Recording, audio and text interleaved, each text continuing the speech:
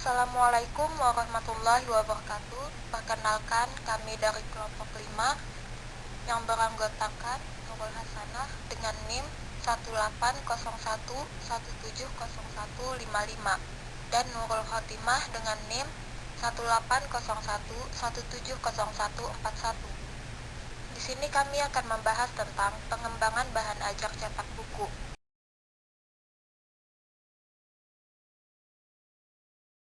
Adapun poin pembahasan di sini yang pertama yaitu pengertian buku, fungsi buku, tujuan buku, kegunaan buku, karakteristik buku, jenis-jenis buku, dan yang terakhir langkah-langkah pengembangan buku. Poin pertama yang akan saya jelaskan yaitu pengertian buku. Menurut Anggela 2013, buku ajar adalah buku yang digunakan baik oleh siswa maupun guru dalam kegiatan belajar mengajar.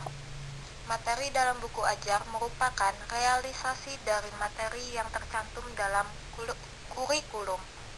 Buku ajar yang bermuatan nilai-nilai karakter diharapkan dapat memotivasi siswa selama belajar, sehingga pembelajaran akan menarik dan bermakna.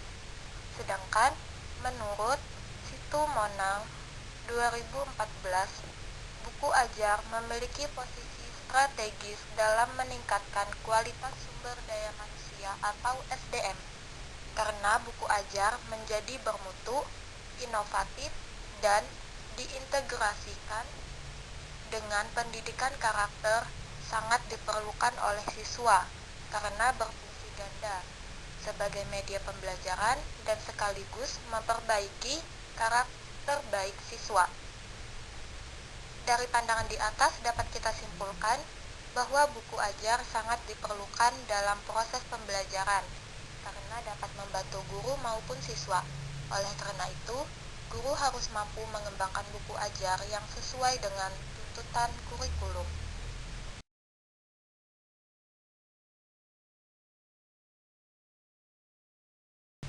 Adapun fungsi buku di sini yang pertama sebagai bahan referensi atau bahan rujukan oleh peserta didik. Yang kedua sebagai bahan evaluasi. Yang ketiga sebagai alat bantu pendidik dalam melaksanakan kurikulum. Yang keempat sebagai salah satu penentu metode atau teknik pengajaran yang akan digunakan pendidik. Dan yang terakhir sebagai sarana untuk peningkatan karir dan jabatan.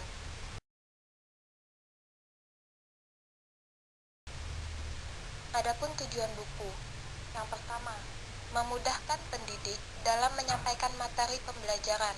Yang kedua, memberi kesempatan kepada peserta didik untuk mengulangi pelajaran atau mempelajari pelajaran baru. Dan yang ketiga, menyediakan materi pembelajaran yang menarik bagi peserta didik.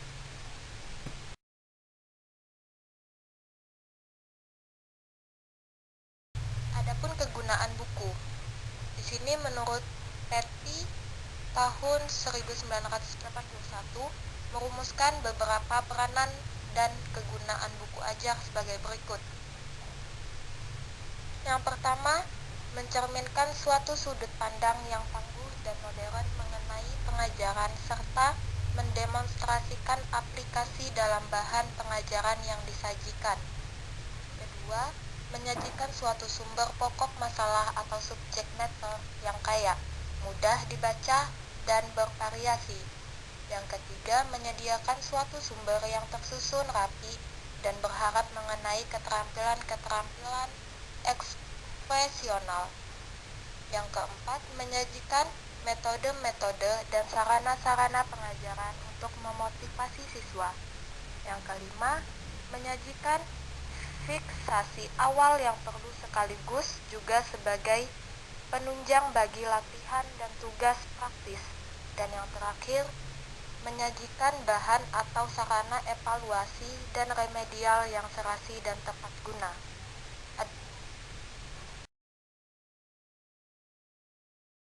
Adapun karakteristik buku di sini yang pertama, mampu membelajarkan sendiri para siswa atau self instruction. Yang kedua, bahan ajar cetak bersifat lengkap atau self-contained. Adapun yang ketiga yaitu mampu membelajarkan peserta didik atau self-instruction material. Pembahasan selanjutnya yaitu jenis-jenis buku. Secara umum, buku dibedakan menjadi 4 jenis, yaitu buku sumber, buku bacaan, buku pegangan, dan buku bahan ajar. Buku sumber yaitu buku yang biasa dijadikan rujukan, referensi, dan sumber untuk kajian ilmu tertentu, biasanya berisi suatu kajian ilmu yang lengkap.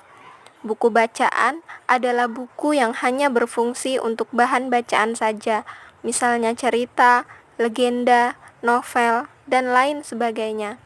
Buku pegangan yaitu buku yang biasa dijadikan pegangan guru atau pengajar dalam melaksanakan proses pengajaran, dan buku bahan ajar yaitu buku yang disusun untuk proses pembelajaran dan berisi bahan-bahan atau materi pelajaran yang akan diajarkan.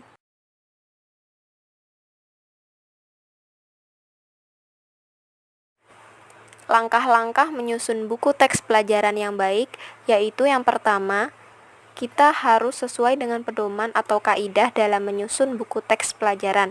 Selanjutnya, kita bisa menyusun buku teks pelajaran yang pertama dengan memperhatikan kurikulum dengan cara menganalisis kurikulum. Kemudian kita menentukan judul buku yang akan ditulis sesuai dengan standar-standar kompetensi yang akan disediakan oleh buku. Selanjutnya, merancang outline buku agar isi buku lengkap mencakup seluruh aspek yang diperlukan untuk mencapai suatu kompetensi. Yang selanjutnya, mengumpulkan referensi sebagai bahan penulisan.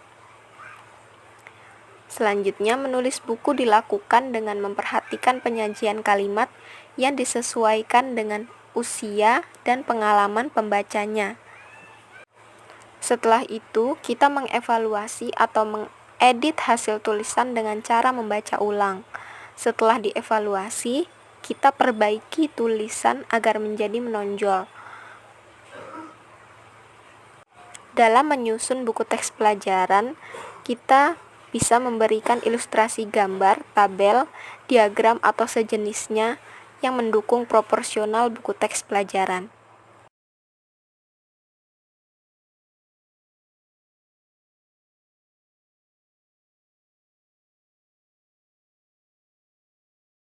Selanjutnya, standar pengembangan buku teks pelajaran. Standar pengembangan buku teks pelajaran ini ada 2, yaitu standar yang berkaitan dengan aspek materi dan standar yang berkaitan dengan aspek bahasa. Pada standar yang berkaitan dengan aspek materi meliputi kelengkapan materi, keakuratan materi, kegiatan yang mendukung materi, kemutahiran materi, upaya meningkatkan kompetensi siswa, pengorganisasian materi, mengembangkan keterampilan dan kemampuan berpikir, materi merangsang siswa untuk melakukan inquiry.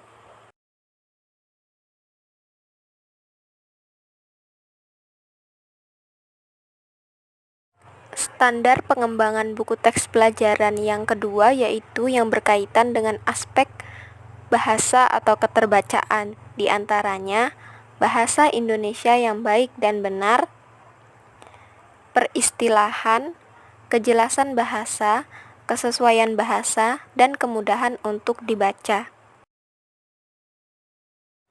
Standar pengembangan buku teks pelajaran yang selanjutnya yaitu yang pertama organisasi penyajian umum, yang kedua organisasi penyajian per bab, yang ketiga penyajian mempertimbangkan kebermaknaan dan kebermanfaatan, yang keempat melibatkan siswa secara aktif, yang kelima mengembangkan proses pembentukan pengetahuan, yang keenam tampilan umum, Yang ke-7, variasi dalam penyampaian informasi. Yang ke-8, meningkatkan kualitas pembelajaran.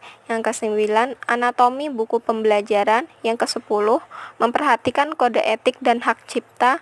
Dan yang terakhir, memperhatikan kesetaraan gender dan kepedulian terhadap lingkungan. Sekian yang dapat kami sampaikan. Kurang dan lebihnya kami mohon maaf. Kami akhiri. Wassalamualaikum warahmatullahi wabarakatuh.